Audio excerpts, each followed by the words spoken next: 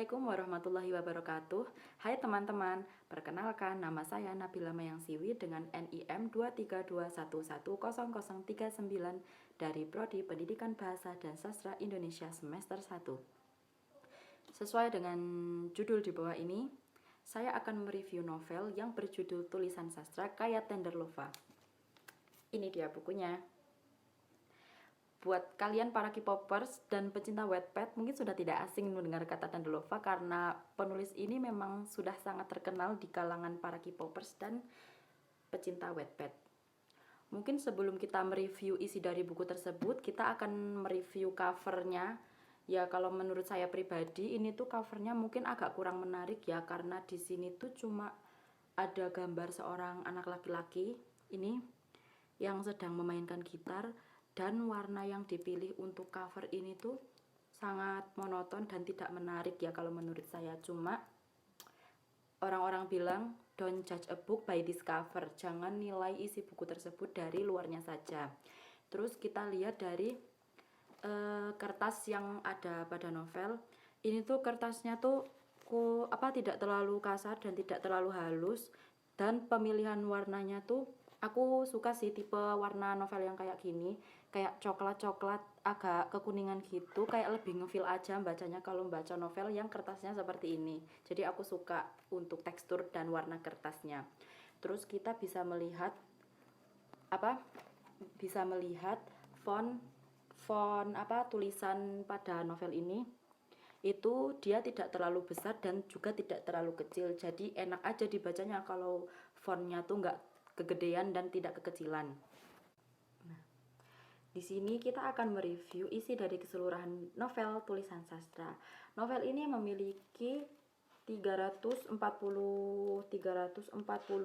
halaman dan memiliki 33 bab.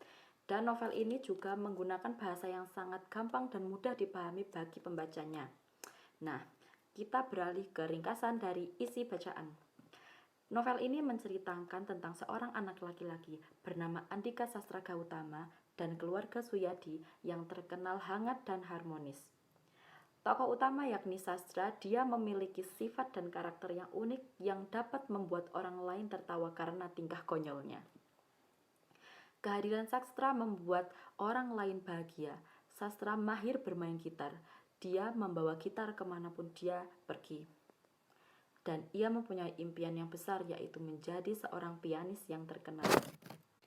Selain membuat orang lain tertawa, anak tengah dari Suyadi bersaudara ini juga membuat orang lain jatuh cinta. Sahara, nama kekasih Sastra. Yang awalnya Sahara acuh tak acuh terhadap Sastra, kini dia bisa mencintai Sastra seutuhnya. Namun, saat cinta itu bersemi, peristiwa tragis menimpa hubungan keduanya. Ya, sepulang Sastra mengantarkan Sahara pulang, dia di tengah hujan deras, Sastra mengalami kecelakaan yang hebat sehingga membuat badannya kian hari kian memburuk. Nah, itu merupakan sedikit sinopsis dari cerita novel Tulisan Sastra. Dan yang aku suka dari novel ini tuh mengandung banyak sekali pesan dan nilai moral yang terkandung.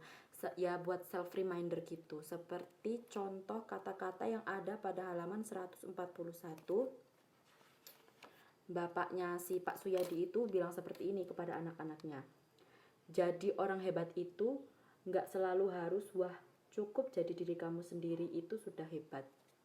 Jadi Pak Suyadi itu tuh merupakan sebagai bapak dari ketujuh putranya itu tidak menginginkan anaknya memiliki pangkat yang tinggi, hanya menginginkan anaknya itu bisa mencintai dirinya sendiri dengan benar. Nah, Pak Suyadi ini tuh beranggapan orang hebat itu adalah orang yang bisa mencintai dirinya sendiri, orang yang bisa bahagia atas hal tersebut. Nah, seperti itu. Terus juga yang aku sukai lagi tuh plot twistnya tuh bikin kita kayak gemes sendiri, kayak sebel. Kenapa sih endingnya bisa begitu? Nah, justru di situ menariknya. Novel ini tuh mengajarkan kita arti ikhlas yang sesungguhnya, bahwa ikhlas itu tuh bahwa mengikhlaskan seseorang itu tuh bener-bener susah dan memang harus kita latih selatih-latihnya. Harus kita latih sedemikian rupanya. Terus yang sangat disayangkan dari novel ini tuh masih ada typing yang kurang pas dan mungkin harus ada perbaikan. Soalnya sayang banget karya sebagus ini tuh masih ada typing yang kurang pas dan karya ini tuh sudah naik cetak. Jadi mungkin untuk penulisan bisa diperbaiki lagi. Terus yang buat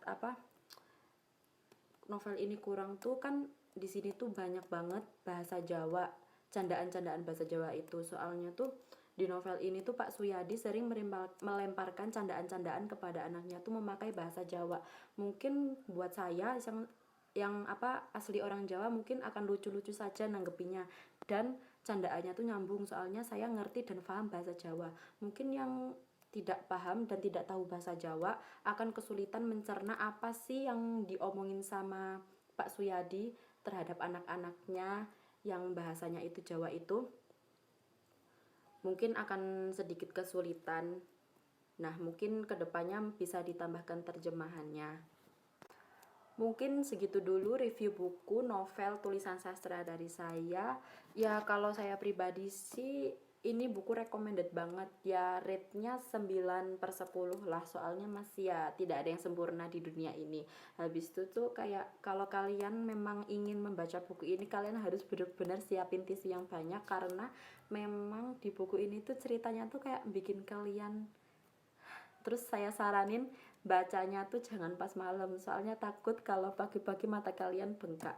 Ya mungkin segitu dulu review buku dari saya, kurang lebihnya mohon maaf. Wassalamualaikum warahmatullahi wabarakatuh.